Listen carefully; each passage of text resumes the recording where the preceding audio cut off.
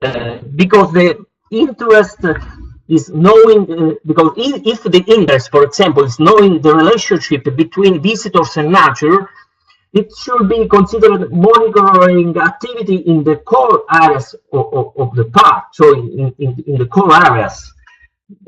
While different if we aim is having a general view of the tourist flow, it will be more useful to adopt a counting point in the enter, no, in the general enter of our protected areas. Finally, the last question is when monitoring activity should be carried out, because although it's more complex and expensive, both in terms of time and money, proper monitoring should be carried out over a long period of the time and possibly covering all season, because it's also important because we need a large data, you know, in the different seasons, and in the same time it is also important to collect external information such as the weather condition, holidays or national festivity, because they can influence the data collected. After being able to answer this question for an efficient and effective monitoring, manager can start to consider which kind of technique can be used. So, which methodologies exist? Please, Fernando. We have collected inside our handbook 12 methodologies. These are a mix of well-consolidated methods which have been used for many years, and also innovative methods which are gaining importance and credibility in the recent years.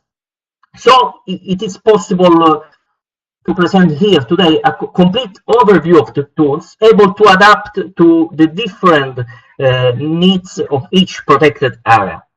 This synoptic scheme here shown can be considered, of course, only a starting point, which can be further enhanced and developed by introducing other techniques or transformation of the existing one as they will improve in the future. So we have, for example, in well-consolidated methodologies, interview or survey, no, they allow to have a specific information for our on visitors, no, it's qualitatively for qualitative activity. Statistic models or focus group for defining a team or particular aspect with our stakeholder. Okay, focus group is, for example, a part of the St. Gallen method. St. Gallen method is useful to analyze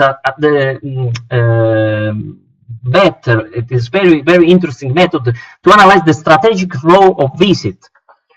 We can use the technology with the car or person counting, you know, so it's necessary to establish a checkpoint, and we can have the number of the people that we have in that area of the park, no, the impact on the number of them.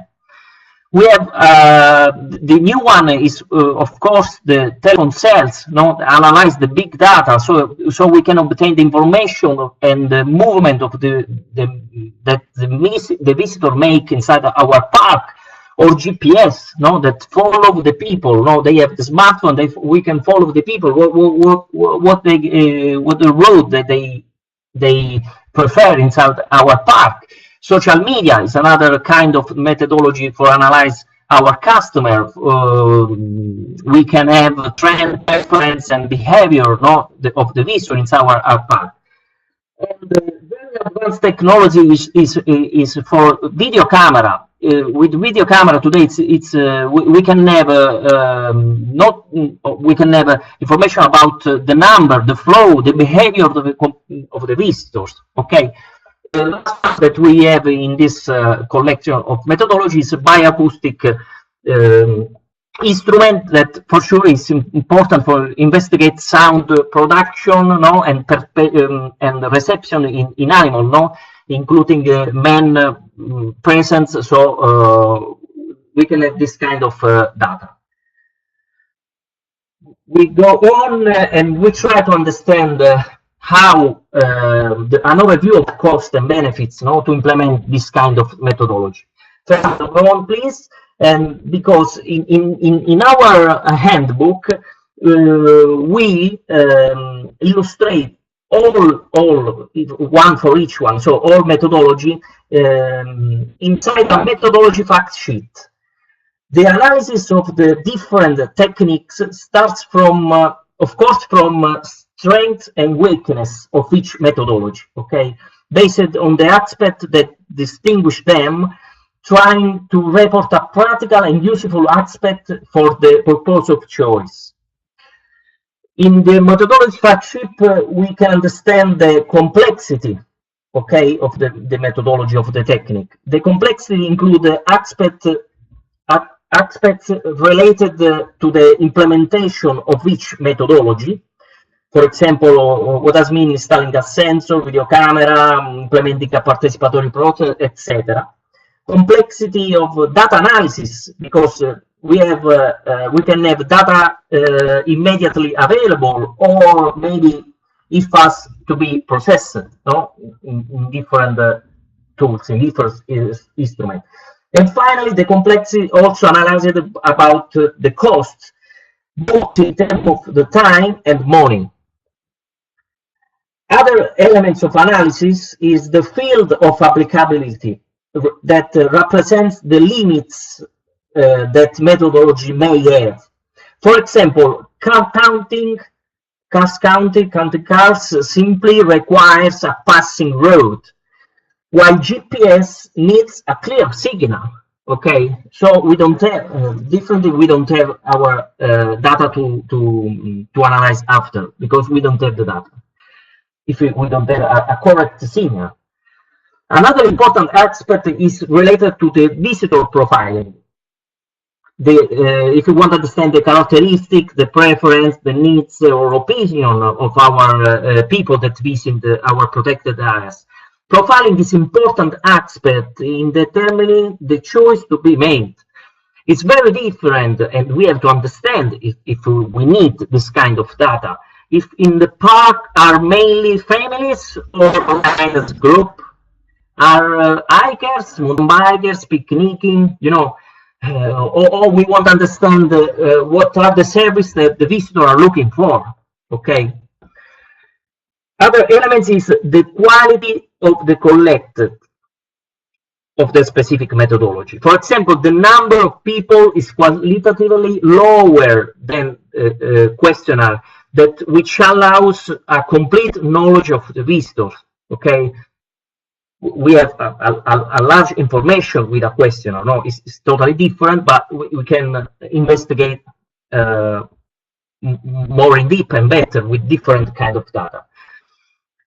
Also, it's important to understand that you can find inside the handbook the possible combination of the method, of the techniques, the possible combination with other presented, because their complementary use can provide useful information for a more complete reading of the flow and behavior of our visitors. So we can use 2, 3, and combine at the end all the data, all the analysis that we collect to understand our visitor in quantitative and quality data.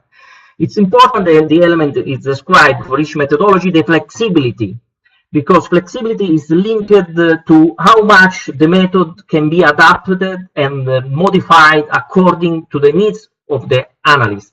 For example, the counting of people is less flexible than a questionnaire, because the former only collects a certain type of data, while the latter can potentially investigate different aspects in areas and can be spread in our park more easily. Finally, the usefulness of the method was assessed, and to provide a simple overview of how the information obtained with a given technique can be read. So we go ahead Fernando, the methodology inside the inventory are also compared in a different synoptic table for an immediate comparison of these of application. So you can have this easy comparison. In addition, the handbook contains, in the second part, contains several good practice case studies which illustrate the application of a methodological tool in protected areas. So, the last slide, I just want to tell you that it is possible to download right now in 4 languages, 4 or 5 languages, in each languages of the partner of CEETO project, so German, Hungarian, Italian, English. You can download the inventory for free, all the handbook, on the official website of CEETO project in the project phase and outcomes area. Okay, thanks for your attention, and I'll leave the word to Fernando. Thank you very much, Diego, and thanks to all the attendees. I would like to remind you that you can write up your questions on the chat box on the bottom left of the screen, please. I would like to give the floor to Catherine Husken now. Hello, everybody.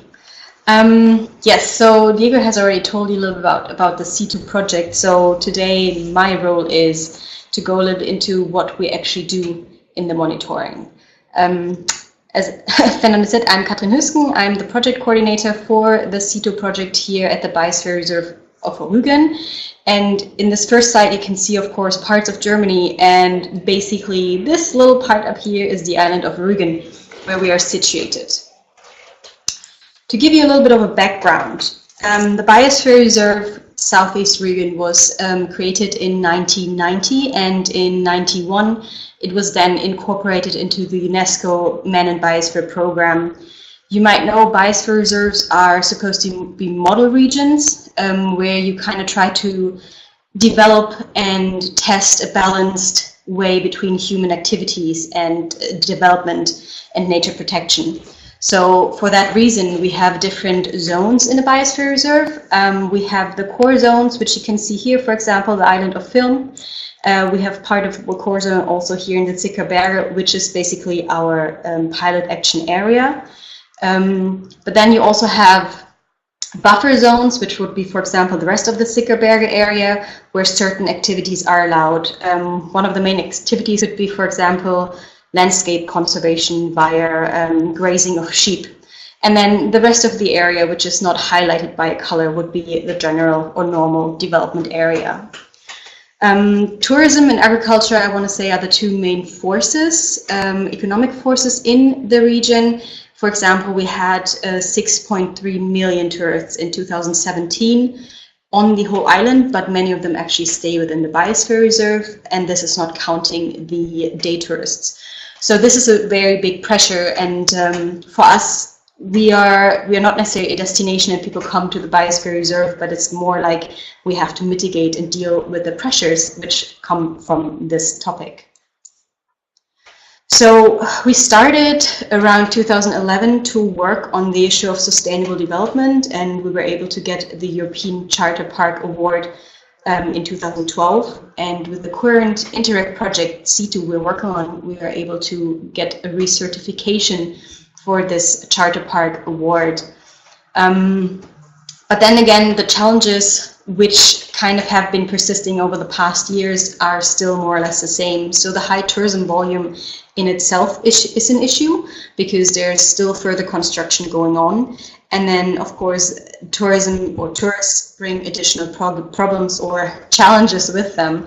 The island is Germany's biggest island, but still certain infrastructures are somewhat limited. There's no way to expand them and also no interest in expanding them.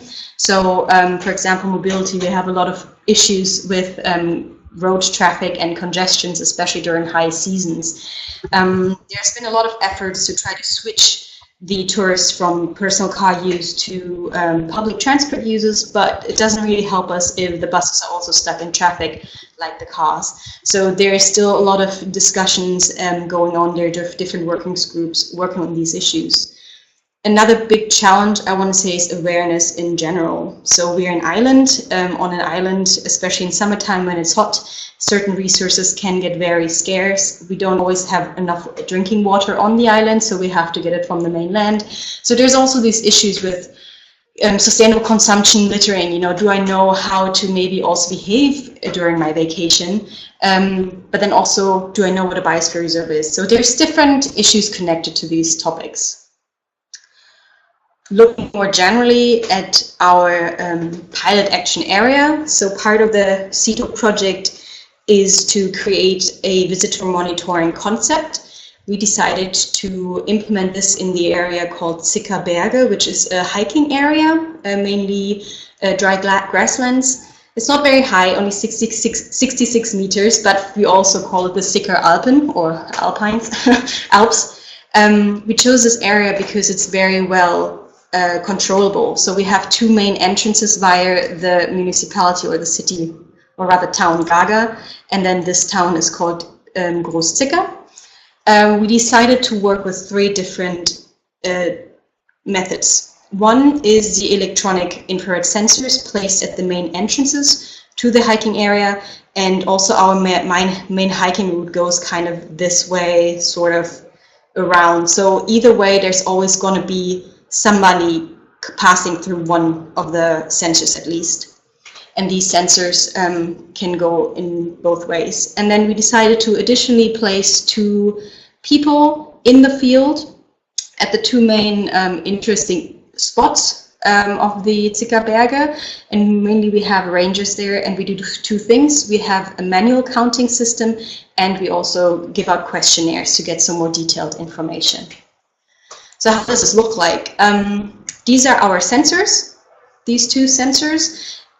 From here, they're facing north because sunlight can kind of interfere with the correct counting, and like the ray will go all the way across the pathway, and you can count each direction. So the sensor is in a way, it can tell you because there's two kind of lines in which direction you're going. And then additionally, of course, we have our rangers, which will get additional information, actually talk to people, and yes, tell them a little bit what we're doing. So what kind of data do I get in the end? Well, this is, for example, a screenshot from my electronic sensors. They are connected via a mobile network to a server of the actual companies who supplies these sensors, and I'm able to analyze the data. So I can have both of my sensors. It can tell me on each day, for example, here I chose that was a Friday, September 28th, and I know 618 people passed through one of the sensors and around 70 passed through the other. I have different ways of displaying this data, so this gives me a nice seasonality. We started monitoring in July. I can see summertime, August, October, September, October was very hot still, and then I have a peak season around New Year's as well.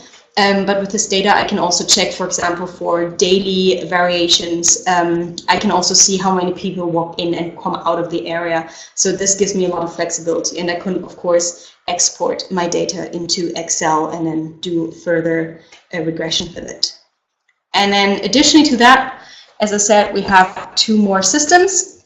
So this is our manual counting system, because we decided that only having how many people go in and out doesn't really help us. We need to know a little bit more who is coming. So we developed this together with the university. They were very helpful and supported us last year in this counting system. We do this during the summertime, during the peak season, and then we are going to continue in April until the end of September with this. The idea is I have 6 categories of tourists. The area is a nature protection area, which means that certain activities are prohibited. For example, you're not supposed to ride your bike through the area, or you also shouldn't have a dog without a leash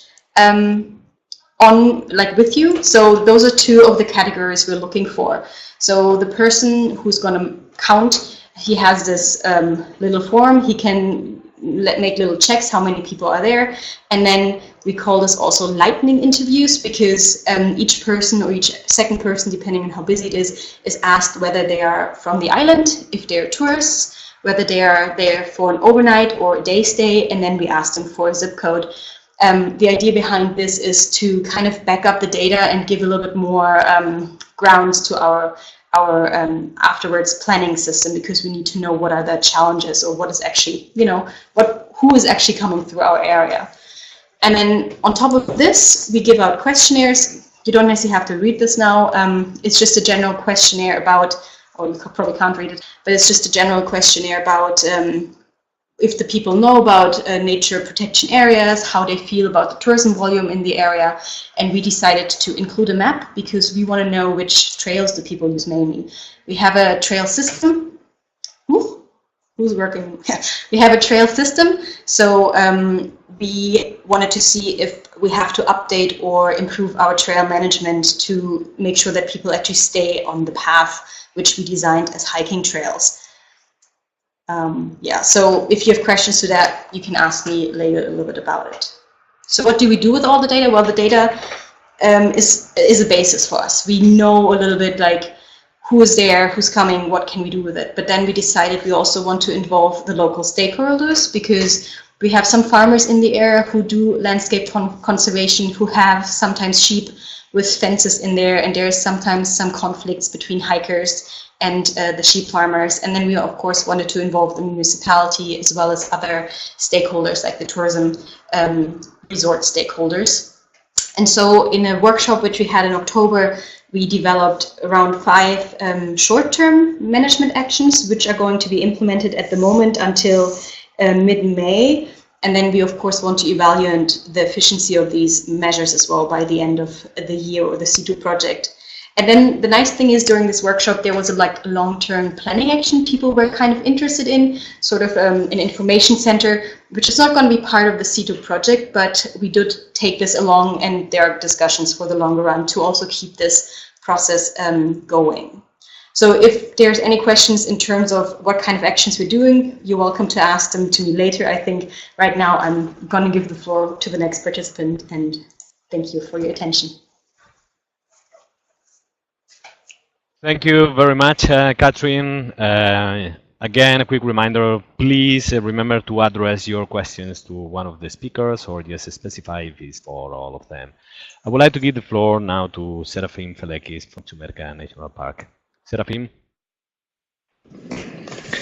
Greetings, everyone.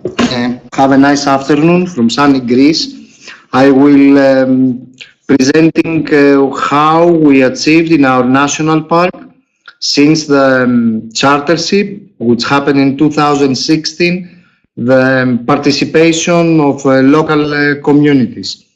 Firstly, in our slide, our park, which was founded as a Tzoumerka Peristeri and Acheloos Gorge Park in 2009, and then with the new legislation concerning Greek protected areas, just a year ago was renamed as National Park of Tzoumerka, Acheloos Valley, Agrafa and Meteora.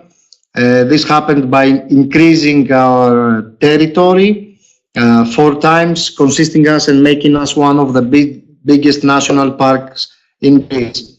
In numbers, as you can see, our surface in the right-hand side of the slide has gone up 4 times. We have now 13 Natura 2000 sites, and administratively the whole area is divided in 4 regions and 17 municipalities from 8 that was before. This happened due to the legislation. The new legislation about Greek national parks and protected areas now covers 100% of our Natura 2000 sites. And this has to do also about the sea parks, which I'm sure you understand how important they are for Greece. Our board also, this is something an idea, because we are discussing about tourism. Our board was consisted from representatives of local government, municipality and regional authorities, and representatives of the ministry, whereas now the 7 members cover the regional and municipality authorities, of course, but we have also a seat for our local producers, as you can see here. This happens, of course, in every administrative board of the national parks, of our Greek national parks. In our case, we have a representative from the tourism organization, the local tourism organization, which in real life is a owner in one of our villages. And as you can understand, this happened due to the chartered network that we were members of the Europark Charter Network for tourism. Hang on. The territory, through its establishment, also has a significant cultural history, and these are addressed in our legislation and our aim that we have to address everyone, the importance of culture and how environment is in relationship to all this. Our management authority, apart from the board, has 13 employees with fixed term contracts. We maintain also some information desk. You see here in that slide the flora species that can be found in our area and the fauna. Of course, the cultural heritage, which now with the expansion of our borders has included significant sites like the Meteora UNESCO site, which also is a Natura 2000 area. Of course, as a management authority, we have the scientific monitoring of the flora and fauna species in our habitats, the guarding and patrolling of the area, which happens with 4 rangers that now in the area, and of course the environmental awareness, which can be divided in 3 levels. Firstly, the visitors, who either correspond with our information centers inside the national park or visit it, either by each one itself or by small groups. The local community, we have the ability to organize here, either with cultural associations or even with the University of Thessaly, that it's making its annual summer school, the Tzoumerka summer school. And also we are dedicated in the school community, where we either visit in the classroom and give presentation about our habitats in the area, or schools come and visit us inside the park. This brief schematic shows that how different stakeholders in the area work on the awareness and the promotional educational activities. It would be selfish to regard that the management authority of our national park has a central role. I mean, it manages everything that has to do in the area regarding the environment, but we are proud to say that we are a very important chain in that whole procedure of having, from athletic events and festivals, either school visits, up to the contest and photography exhibitions we do, or either pedagogical activities. So pretty much the management authority of the park tries to help everywhere that is being asked, and builds up cooperation with all these local stakeholders. Of importance in Greece could be regarded this bit about the cultural heritage, since pretty much every village has a cultural association. Some of them could be regarded not as very and energetic, I might say. But it's a very important link that happened in Greece with the local diaspora. It was a connection to bring all these folks in communication of what was done in what is being done in their villages. And this is a very important part for us as a management authority in the national park in order to serve our goals, which is nothing more than preserving the environmental quality of the area. This is some photographs on the environmental awareness activities. This is actually in a classroom in a primary school of our in a village in Vulgareli, in our national park. And this is done also when they visited one of our information centers. This is a snapshot from the collaboration we have with the Hellenic Ornithological Society.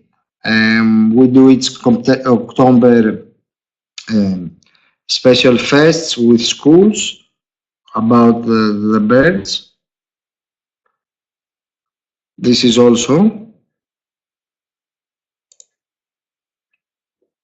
World Forestry Day, what we did with some students by planting trees in our national parks. Regardless to say that all the students are in schools of our national park, I mean, we're not searching for students in the adjacent cities. We would like to focus on the people actually living and studying in our area. This is some Greek for you as well. This is some different athletic events that happened in our national park.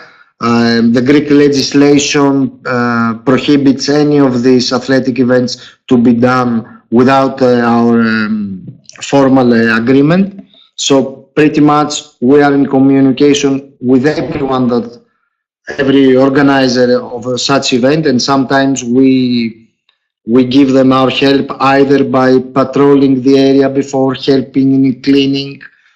It's a very good bank of volunteers actually when our national park wants to do something. This is the Let's Do It. We cleaned some specific areas in our national park in collaboration with the municipalities. Same here in 2016, the Let's Do It initiative. 2017. And of course, the European Day of Parks, our fest from Europark. This is a Taste of Nature. It was back in 2016. We played a little bit game with our students from the schools by giving them to taste different fruits and plants that grow in our area. 2017 was about climate change. We took an initiative in giving for free some LED lamps, and it went very well because the mayors of the area asked this year for this to happen as well in 2018. And this is something we do with the cultural associations I was referring as well. As you might understand, our villages and our national park is firstly is a famous tourist destination from people that actually come from the area. They want to go back to the place actually the parents have born and see their relatives. So our villages, the ones that are located in our national park, are full of young people during the summer. So we decided to have some excursions that we did and some light workshops we did in the area about our habitats and the species that grow there. We had some guided tours and hikes with their parents and with their grandparents, and we had some creative occupation of children. Some things we played, and all these paintings and crafts are actually in our information disk, the information centers. I should point out that some people that live in Athens, some children of this that live in Athens or Thessaloniki and the other big cities in Greece, are looking forward because they, apart from knowing things about the area that their parents come from, it's very good because we see that they have a special high level of environmental awareness, but still they lack of practicing. They know how, for instance, to protect the forest, but some of them have never had a walk in a forest for more than 10 minutes. So, which is actually very good. Same here.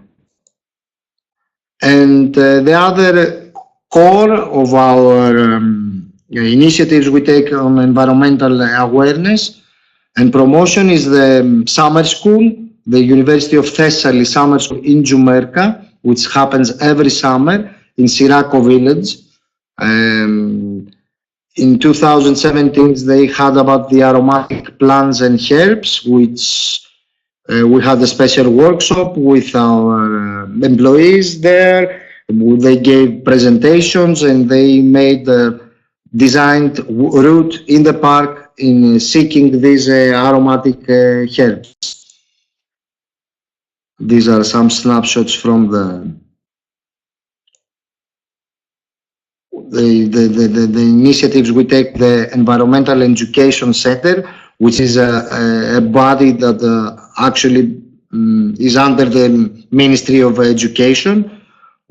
So nothing more better to have a collaboration with them. They send us schools that come in tours in the area, and we present to them. We had also the Treasure in Tzoumerka, which was an event game promoting cultural heritage using applications in their mobile phones. It was a very good opportunity for people to walk in the adjacent and the peri-urban forests we have around our village. On the promotional activities that now through the chartership have a significant value for us, as we are the first Greek national park under the charter network of Europark. Back in 2015, we did in Athens, in a well-known area, the photography event, exhibition of photography. It was a very good high event for people and local politicians as well back then. We also participate every year in the city fair, where we have a small kiosk and we give our promotional material. And another thing we did, an initiative we took, was by making a group of chambers of the park. These all are well famous Greek actors or writers or painters or sculptors that come from the area, which is very good for us. And they are pretty well known in Greece, and they are the committee of our local promoters for our goals and ideas, and it is a very good link among culture and environment and all that. My presentation is at the end. I hope I didn't miss anything important that our employers wrote down. Just to remind you that this year's charter network meeting will be done in our park from 9 to 11th April. I'm waiting you all to be here. This is the link that should register. Europe is very good in reminding you of that. And if you want to see areas like this, and visiting from close, you are much more than welcome to come the area. Thank you very much. Thank you very much, Serafim, for this nice presentation. I will be sharing some links with all the attendees for the registration to the Charter Network meeting in any case. But now I would like to give the floor to the final discussion. So I'm going to be reading the questions out loud addressed to the different speakers. You can still write up some questions. We are a bit tight with the time, but we will try to answer as much as possible.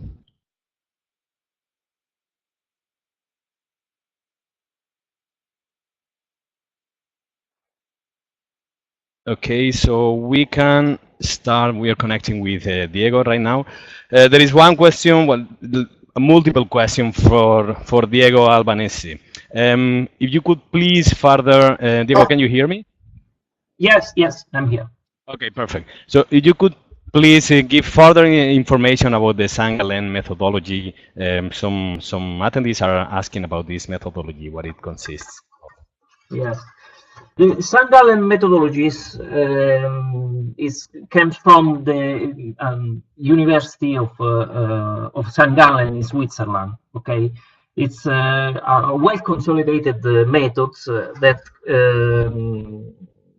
it's possible to allows to collect a large amount of information involving the stakeholders, because the stakeholders are at the center of this methodology. With a participatory activity with the stakeholder of the park, it is possible to draw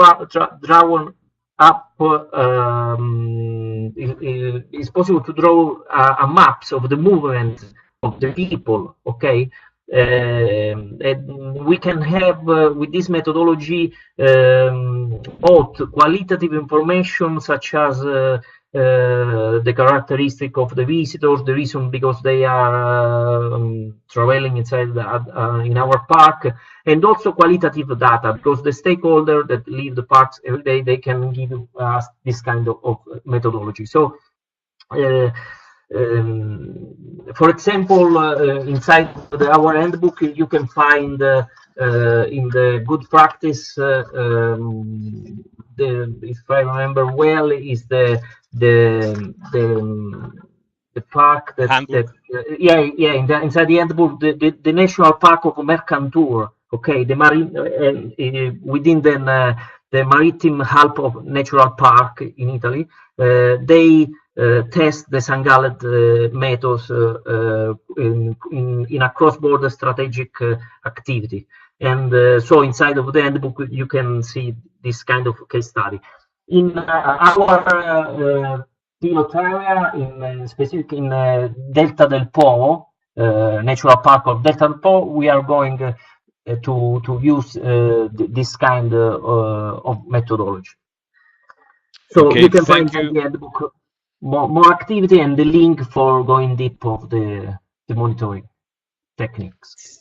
Thank you very much, Diego. We have just shared the link to CEETO website where you can download the handbook in 4 different languages. So please have a look on the chat box. And we have also added the link to register to the Charter Network meeting that Serafim Felakis was introducing. We follow with the questions. A question for Catherine. Catherine, can you hear me? Yes. Okay, perfect. So the question is, the rangers collect data about the visitors and provide also information to raise the awareness of tourists? Yes, so basically our rangers have multiple functions. One is, of course, park management. So they are the ones outside in the area checking that everything is correct. They do trail maintenance, they do monitoring of species, but they're also there for awareness raising. So we do have, for example, during the tourist seasons, free guided tours. Also in the Sickerberge area, there are free guided tours. They're regular, they're weekly. People can see on the website when they take place, and they can just come to a meeting point and then they go. But we also use the rangers because they are outside so much for some of the monitoring with the tourists, because they're often just seen as the faces from the Biosphere Reserve. Okay, thank you very much. And there is a set of questions regarding the sensor systems. So if you could please answer, well, just give a bit of an overview of what is the cost of the sensor systems, if they require maintenance, and if there are any security issues with the equipment being damaged or stolen. A bit of an overview, please. Yes, so it was right, as one of the participants mentioned, it's the Eco Counter Pyro sensor. We chose this sensor because, quite frankly, there are no other systems on the market which is suitable for an outdoors area. We've had also discussions with other national parks or biosphere reserves in Germany who have used them as well for a couple of years, and they seem very happy. Regarding issues of security or damage, yes, that does occur. We've heard about it. So far, I can say we have not encountered it ourselves. We decided to get this sensor as a one package, I want to say. So the electronics of the sensor are implemented into a wooden post, and the wooden post is then let into the ground. So there's basically just two small holes in front of it through which the sensor can, or the infrared sensors come out, and then the rest of the battery and everything else lies kind of underground in a tube or in a box, which is waterproof, of course. So I can reach the box. We put some grass on it, so I can reach the box with a magnetic key. I want to say with a magnetic key, I can turn on the sensor, and that way I can log into the system when I'm right next to it. And I can, for example, I heard, or somebody said something about what if there's branches or vegetation in the way. When I'm on site and I log into the system, I'm able to change the distances of the sensor itself. So yes, if you go, for example, I can log in, the system lies somewhere here underground, and then I can say I want the sensor to only go this far, or I want it to go that far. And for example, especially at this point, at the beginning, we did have issues with the bushes over here, so we had to cut them back a little bit because they were interfering just the movement. In general, I want to say there is no perfect monitoring method. So each method you have is going to have some errors. And of course, the system has it as well. So the Pyro sensor comes with different possibilities. There's also some kind of underground, they call it loop, I think, which you can place on the path, which will detect the difference of bikes and people walking. But for us, we decided it was too expensive and not within the budget, because one of these sensors costs approximately 3,000 euros. And then the way we bought it was that we have a battery which lasts 2 years. After 2 years, we have to renew the battery. The online upload, which we use currently, or the remote upload, is a service package which you can buy or you can rent, which has a month or a yearly cost of around 300 euros. So you have to decide how you want to do it. You could also say, we don't need that, we can just go there and daily or on a weekly basis just download the data via an app. It works very well as well. So yes, but for example, if you go through this, as somebody mentioned, no, if a deer walks through it, it's mostly likely counted as well. There's no difference made between deer and humans, but at the same time, if there's a group of people walking very closely, the sensor might only detect 1 or 2 of the whole group. So there's a certain variance and a certain margin of error, I want to say, but then if you look at the whole data set, as soon as you have enough data, as somebody mentioned as well, you don't necessarily have an issue with too small of a variance, I guess. Okay, thank you. And I guess is the same situation with animals? They were asking as well. Yes. How the animals are tracked. Yeah.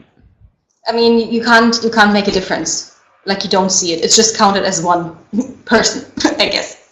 So. Okay, but I guess the interference by animals is quite low, so it wouldn't really alter this. No, I mean, sometimes maybe a bee will sit in the little hole where the sensor is, but then the sensor gives me an automatic failure message, and then I can go and check if there's any issues with it. But so far, we've encountered none. Okay. Fernando, just one thing about the counting of the video camera can distinguish animal and human. So it will be a different kind of. It's not a video camera, because with video cameras you have the whole issue of privacy laws, and it's too. Yeah, it depends of the nation. Yeah. So we couldn't be a problem. Yeah. Okay. Thank you very much. There is another question for Catherine. Did you implement any methodology for finding theoretical limits for visitation? No, honestly, it's the first time we're doing any kind of monitoring in the Tzoumerka. It is a very important biological area because, as I said, and as you can see in this area, it's a lot of dry grasslands, which is a very, or which gives possibilities for a wide variety of different plants as well as insects. We have a lot of ground nesting birds, but we do have a department in-house which focuses more on ecological carrying capacity, I want to call it, and we're right now looking into possibilities to extend this monitoring to actually figure out a little bit if we can calculate a carrying capacity. But also based on the data which we have right now, we see, or we feel like the people walking through is still kind of on a good level. So when I look at my data, we don't necessarily see too many, but then I have to say last summer was extremely hot and it's an open space, so you have a little shade. I guess that might also have interfered with the numbers or maybe decreased them a little. So until now we haven't done it just because we don't have the capacity or finances for it, but we're looking into possibilities to do this in the future. Okay, thank you. And following with Diego's comment regarding video monitoring, have you considered video monitoring as well? And what are your considerations? What are your why is this has not been implemented in your park instead? In the Biosphere Reserve? Yes. Okay. Well, for example, in this area, it would be very tricky to install video cameras because we don't have a lot of trees or anything to place them on, so we would have to make some kind of construction.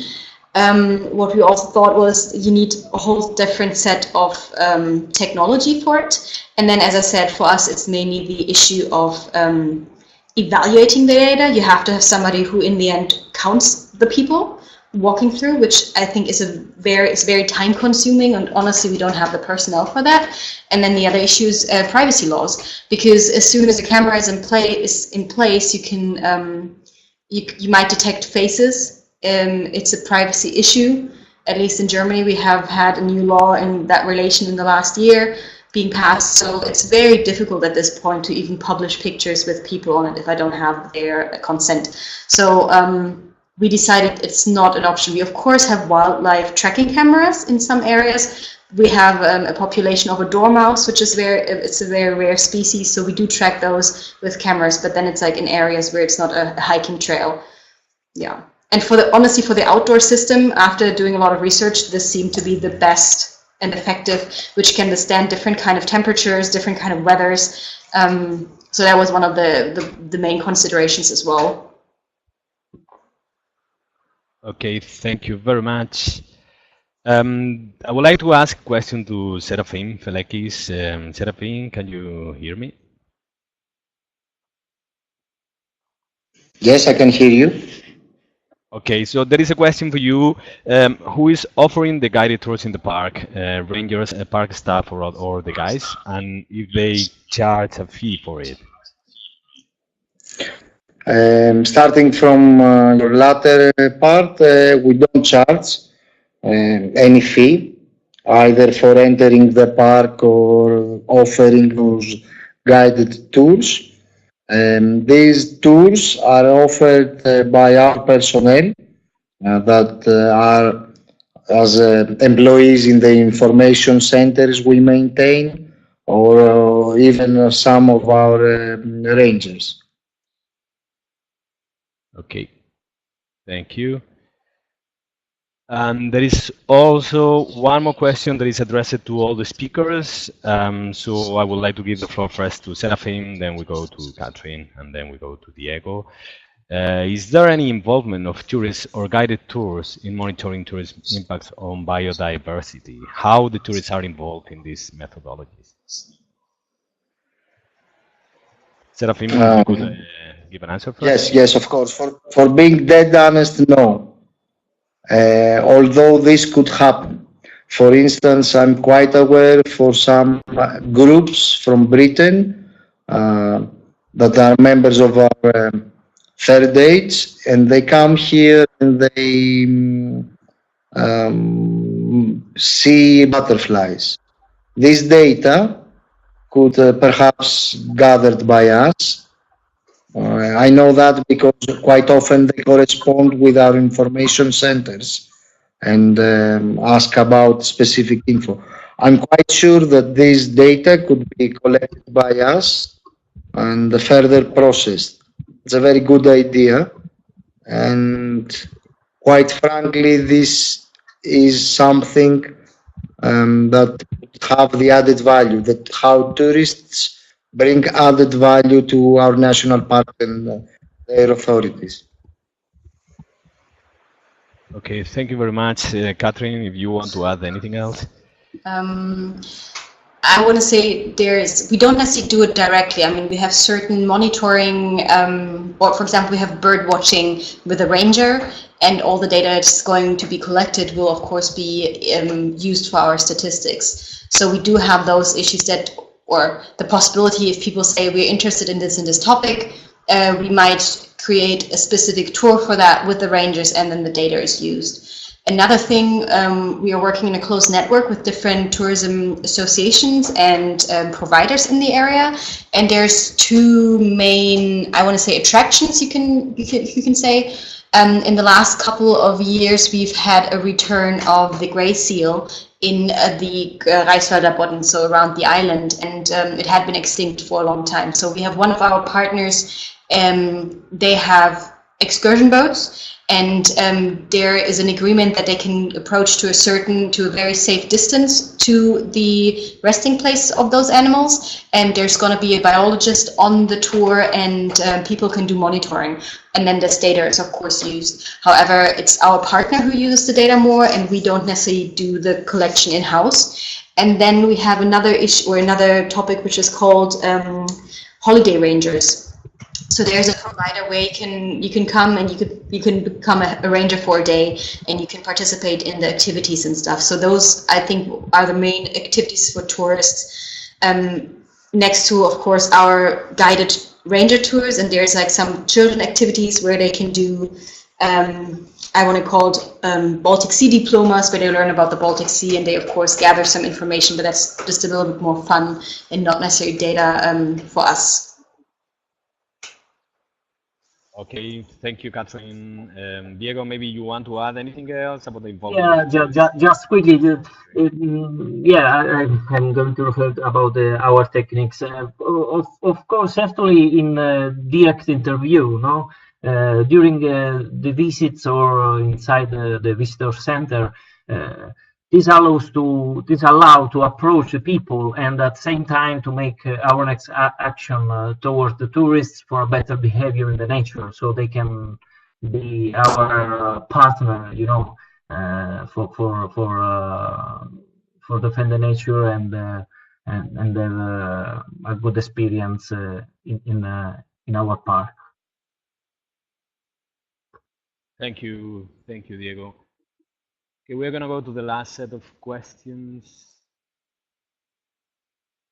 There is one question for Catherine. Could you explain a bit further how is the questionnaire that you do? What kind of questions do you put in the questionnaire? Of course. So, as I said, we worked very closely with the university and had a university student and a professor help us out with the development of the questionnaire. So one of the parts is that we actually look what kind of weather was there, because it's interesting to also see, maybe, you know, today it's very cloudy, so there's more tourists. So that's just like a kind of trying to figure out the setting. And then we of course check what type of tourists come through based on the 6 categories which we set beforehand. Then it is general information, whether they're locals, tourists, day tourists. We ask them also about why they come to the regions, what kind of attractions they like in the region. We see if they're the first time in the specific Sickerberge area, and then we ask them about a little bit about biosphere reserves, if they know what it is, if they know if there is one that exists on Rügen, if that's a reason for them to come here. I think that's one of the very interesting questions for us, because as I might have said before, tourism is just an issue for Rügen. Like, everybody comes here. It's a German tourism destination, so whether we're here or not might not make a difference. So it's very interesting, that question, of course. Also ask people a little about how they feel about the tourism volume, because I think the keyword over tourism has become an issue in the last couple of years in many locations, and at times we do face it as well. So we want to kind of get a feel from the tourists themselves how they feel about it. And then we ask some questions whether they agree with some of the rules which apply, and then of course we have the map. And at the end, just some general about where they live, how old they are, how many people in their group, kids, grown-ups, what kind of university, if they have a university degree or whatever. So it's just general kind of demographic questions at the end. But we try to, of course, make it very specific to our area and the questions which we are looking for, like also the answers which we are trying to find out about. Okay, thank you, Catherine.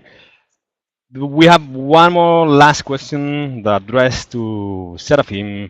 Seraphim, can you hear me? Yes, I'm here.